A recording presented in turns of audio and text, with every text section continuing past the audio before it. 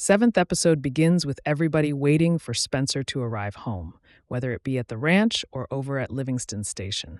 A fight is coming, and this is very much the proverbial deep breath before the incoming storm. Meanwhile, Mamie catches up to Teonna after seeing all those dead bodies in her wake. The trio agree that men are the problem here, but the warrant requires them to bring Teonna in for questioning. Mamie is willing to let her go until Teonna fires on them, which is a stupid idea. A chase ensues, leading to Teonna being captured. She's promised a fair trial, but Teonna points out the unjust, inhumane way she's been treated and doesn't shy away from the murders. However, she does justify her actions by the horrors she went through. Banner shows up at Livingston Station, deciding he's going to hightail it and leave town forever. Why? Well, it's due to Whitfield's cruel, sadistic torture of those girls. He wants no part of it, but Jacob refuses to let him go, pointing out he started this and needs to see it through until the end. Eventually, they compromise, with Jacob agreeing to let Banner's kid and wife board the train away from this. In exchange, Banner reveals that the fight is coming on more than one front, hinting that the ranch is also going to be hit. Lo and behold, that's precisely what happens as Banner's men come over the ridge and begin fighting. Gunshots ring on the horizon, with Kara grabbing the hunting rifle and taking center spot while the group work to try and defend the ranch.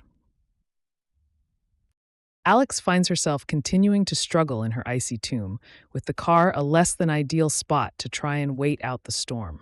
She grabs whatever clothes she can before bracing the ice and the wind, including letters, a newspaper, and a lighter. Her intention here being to start a fire. Anyway, Alex exasperates, calling out God, or, well, Taylor Sheridan really, for putting her through hell just to freeze to death. However, her plight looks set to come to an end when a train passes on the horizon. Spencer's train. Spencer jumps off the train when he sees Alex, and he rushes over to see her. After quick reunions, Spencer rushes with her in his arms for the train. Thankfully, the train has stopped and allowed her to get on, but there's a problem. She's badly frostbitten and she needs to warm up. The doctor on board warns that she's not in a great state and needs to warm slowly. Because of Alex's precarious state, the doctor tells Spencer not to get off at Livingston. Instead, he needs to stay on until Bozeman, where an ambulance will be waiting for her.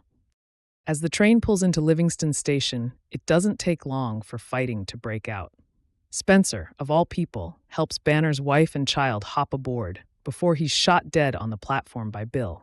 However, he also keeps his word and shoots some of his own men, protecting Jacob and the others. Jacob promises to get Banner's family to Portland. Jacob hops aboard the train next and meets Alex, but Spencer is needed at the ranch. Jacob hangs about too, given he's shot through the stomach, and they both head off to the hospital together. Rallying the troops, Spencer says goodbye to Alex and races back to save Yellowstone. Unfortunately, Whitfield's men have been waiting for the cover of darkness, and now that they have it, they attack. There's way too many men for those at the ranch to fight off, and they attack in their dozens. Just as predicted, they set the place alight with Molotovs, but the group do manage to put it out before the whole place goes up in flames. Elizabeth does her part to help too. Spencer does eventually show up with more reinforcements, but he doesn't really need them. With dual pistols and a lot of ammo, he heads on inside and does his best Tomb Raider impression, taking out all the men. In the aftermath of this, they soon realize that Jack is dead, but while the foot soldiers are gone, the big boss is obviously still alive. When Spencer learns of Whitfield, he prepares to strike back. At the hospital, Jacob is patched up while Alex gives birth. The child is obviously premature and in a precarious state, while Alex badly needs surgery to amputate her frostbitten limbs. However, Alex refuses and holds on to her babe. Alex chooses the name John, named after his brother, before stubbornly deciding that passing away is a better option than trying to raise a child with amputated limbs. Spencer and Kara soon show up as well, and while Spencer holds Alex and the babe sleeping all night, Alex passes away. The baby is thankfully okay, but it also fuels Spencer's anger and desire for revenge. Spencer shows up at the estate, shoots Lindy dead, and confronts Whitfield. After making him say Alex's name, Spencer shoots him in the head and burns the estate. Meanwhile, Teonna faces trial before a judge, but she's absolved of wrongdoing given the lack of witnesses. She's free to go, and after being given a horse, rides off to parts unknown in search of a new home. With the ranch saved and Whitfield dead, Elizabeth decides to leave, given her reason for being here is gone.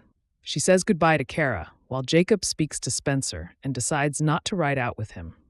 He's going to look after Spencer's grandson instead, knowing that his time of gallivanting off and gathering is coming to an end. He stays with Kara and refers to Alex as a shooting star. As Jacob and Kara sit together, narration confirms how this story ends. Spencer never remarries, but he does wind up with another son thanks to the comfort of a widow. Alex's memory never fades for Spencer, still as raw and painful as before, reinforcing that she's his one true love. When Spencer does eventually pass away, he's reunited with Alex once more, and the pair finally get the happy ending they always wanted, bringing this story to an end.